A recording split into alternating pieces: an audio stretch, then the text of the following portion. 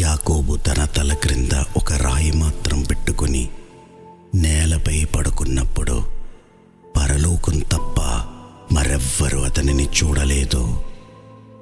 అప్పుడు పరలోకం నుండి ఒక స్వరం, యాకోబు, నేను నీతోనే ఉన్నాను అని చెప్పింది.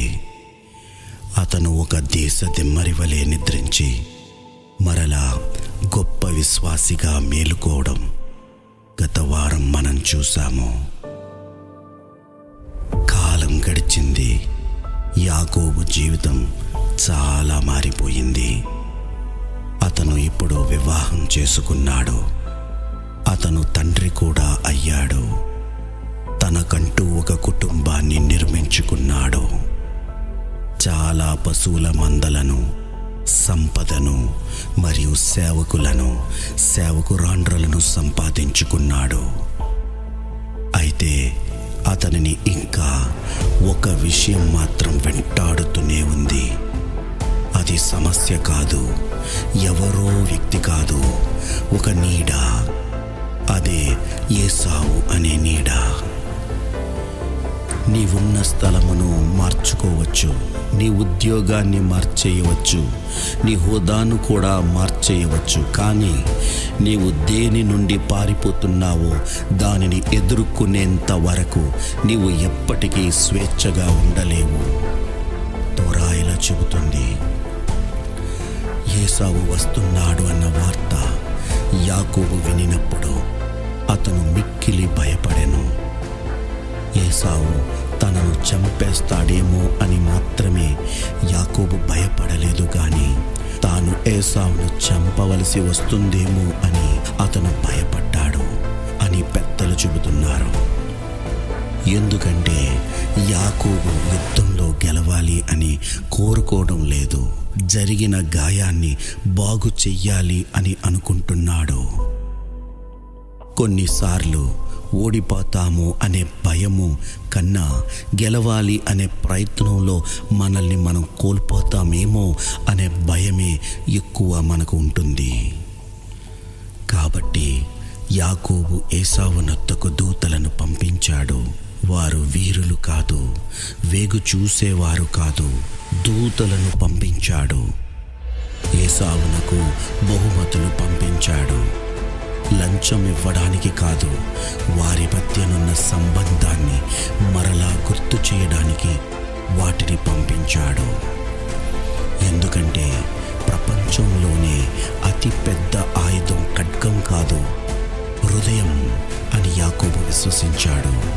అయ్యా అయ్యా, ఏసావు తనతో 400 మందిని వెంట పెట్టుకుని వస్తున్నాడు అని దూతలు సమాచారాన్ని తీసుకొని వచ్చారు.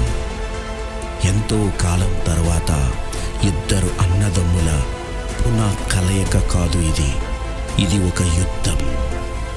ఆ రాత్రి యాకోబు తన కుటుంబమంతటిని నది దాటించాడు. అప్పుడు యాకోబు ఒక్కడే మిగిలిపోయాను. కేవలం యాకోబు మాత్రమే ఒక్కడే మిగిలిపోయాడు. బహుశా ఇదే పరలోకం యొక్క ప్రణాళిక కావచ్చు. ఎందుకంటే కొన్ని సందర్భాలలో దేవుడు మనలను దీవించాలనుకున్నప్పుడు అన్నిటి నుండి ఆయన మనలను వేరు చేయాల్సి వస్తుంది.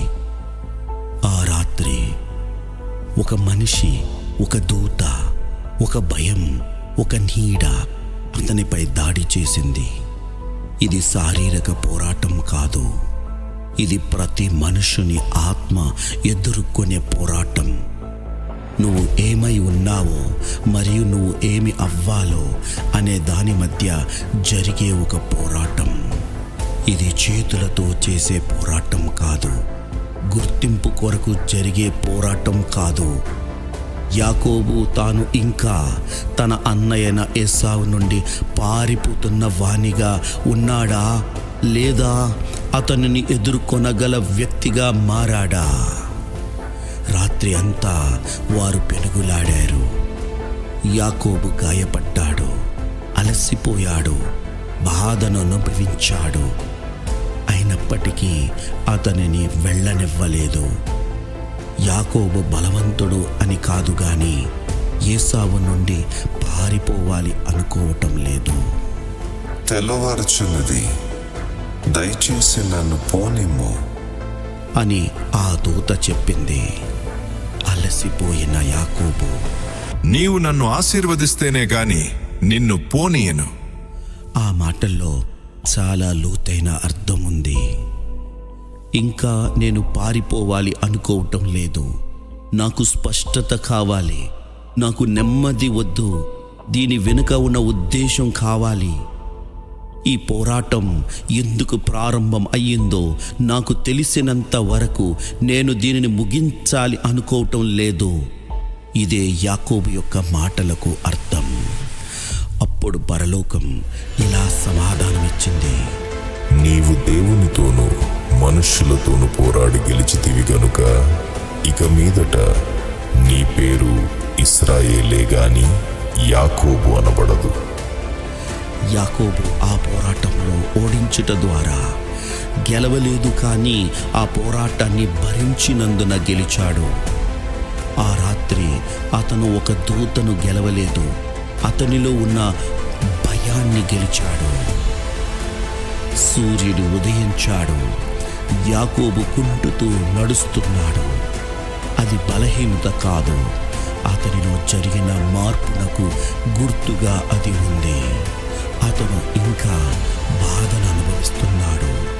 అయితే ఇప్పుడు ఆ బాధకు ఒక ఉద్దేశం ఉంది.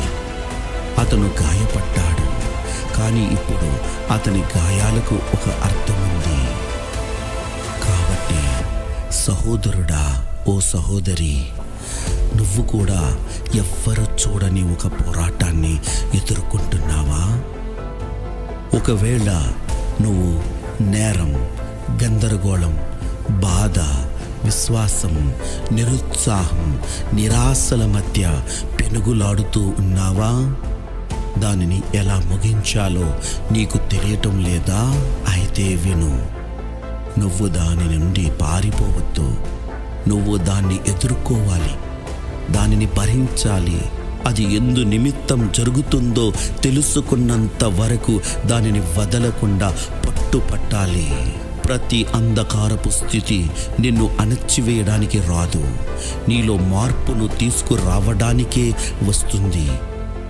ఆ రోజు రాత్రి యాకోబు కూడా మొదట ఏసావు నుండి తప్పించుకోవాలి అనుకున్నాడు, కానీ చివరికి అతను ఏసావును ఎదుర్కోవడానికి ధైర్యంగా సిద్ధపడ్డాడు. ఇశ్రాయేలు అంటే దాని అర్థము ఇదే: బాధలు, ఇబ్బందుల నుండి పారిపోవడం కాదు, కానీ దాని నుండి మరింత పైకి ఎదుగగల వాడే ఇశ్రాయేలు అని పిలువబడతాడు.